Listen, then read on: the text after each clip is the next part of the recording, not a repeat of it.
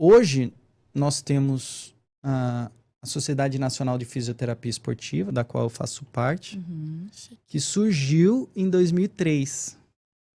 E aí, dali, a gente pode dizer que nós organizamos os profissionais que fazem parte da fisioterapia esportiva. E ali, a gente começou a colocar diretrizes, o que precisa de um currículo para a pessoa ser considerada um fisioterapeuta do esporte, né? Então, a gente começou simplesmente a dar uma ajeitada na coisa para que não é qualquer um que pode falar, eu sou fisioterapeuta do esporte. Tem uma especialidade agora. Legal. Tem uma... A gente passa por provas. Nessa prova tem uma análise curricular, tem uma prova escrita, tem uma prova, né? Todo um processo seletivo para que você faça parte da Sociedade Nacional de Fisioterapia Esportiva.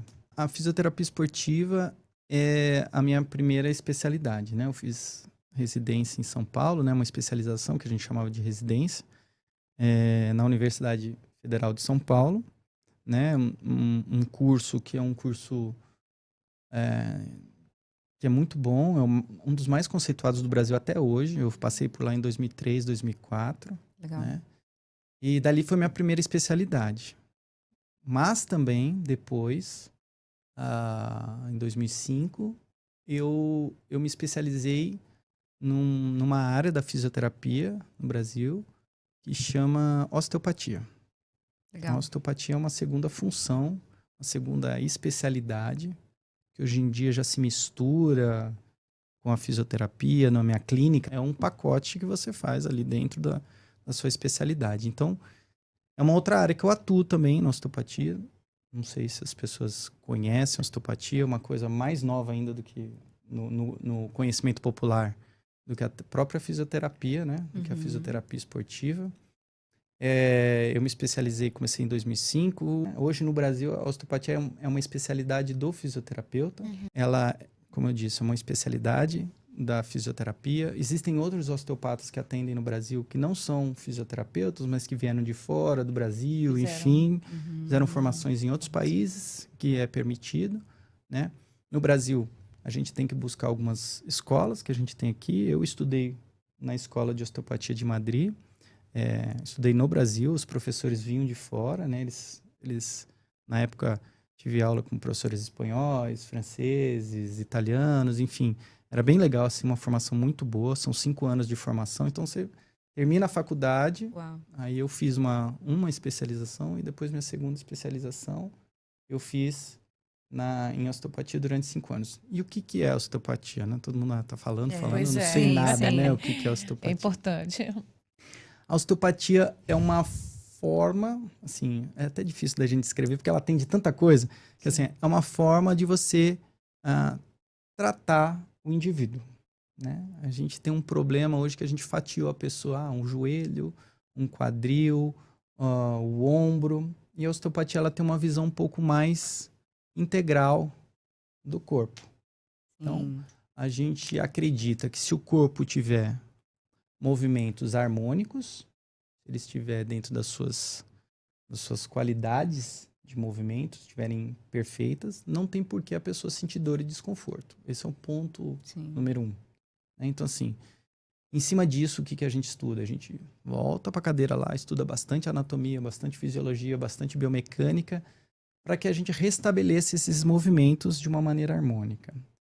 E dentro disso, você passa por movimentos menores, micromovimentos que a gente considera, movimentos de articulações por articulações. Então, vamos dizer assim, num entorse de tornozelo, que a gente estava falando agora há pouco, enquanto uma pessoa tem uma visão só do tornozelo, da parte muscular, o osteopata ele vai ter uma visão articulação por articulação. A gente avalia praticamente osso por osso do pé, para a gente ver se aquilo ali tem uma demanda de movimento natural, normal, compara com o outro lado. E dentro daqueles encaixes ali, se algo não estiver com um movimento adequado, a gente tem manobras para corrigir isso. Então, a gente tem algumas manipulações para o pé, para o tornozelo, para que após um trauma, enfim, algo do tipo, a gente tente restabelecer o movimento normal e com isso essa pessoa para de sentir incômodo, para de sentir dor. Mas não abre mão também da questão depois do fortalecimento, do treino de equilíbrio, de tudo isso. A gente não abre mão disso. Porém, na especialidade, a gente vai tratar um pouco mais dos movimentos, estou dando exemplo do pé. Porém, é mais conhecido como tratamento de dores na lombar, dores na torácica, na cervical. Você está dando um exemplo clássico da gente achar que o problema é na lombar, mas era na transição tóraco-lombar. Então, provavelmente eu fui ali, avaliei e devo ter feito algumas manobras para que aquela mobilidade de T12 e L1 melhorasse, voltasse a ter um padrão normal de movimento e com isso a sua lombar voltasse a ter uma harmonia de movimento, enfim, e você parasse de sentir dor. Lógico que a gente não mexe só ali no T12 L1, né?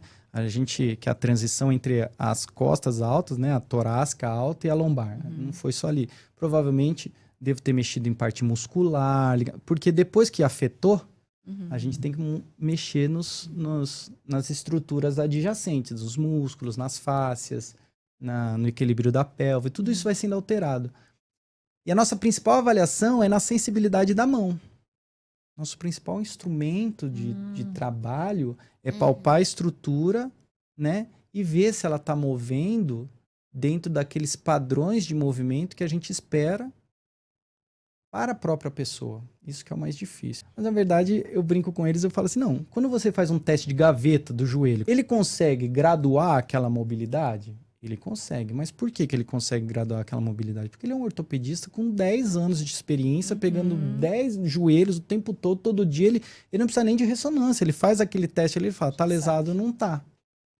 Do mesmo jeito que ele faz esse teste, porque eles avaliam joelho todos os dias, eu faço isso desde 2009. Então eu pego uma coluna que eu vou palpando vértebra a vértebra, eu sei o que esperar de uma T12L1 de uma paciente com uma Verena que tem uma mobilidade maior do que eu, por exemplo, que sou um pouco mais rígido. Então, quando eu venho fazendo os movimentos ali, testando vértebra a vértebra, de repente eu chego em T12L1 e falo, olha, isso daqui não era esperado para Verena, e faço alguns testes de movimento, enfim, testo, roda para um lado, roda para o outro, para esse lado vai bem, para esse lado não vai.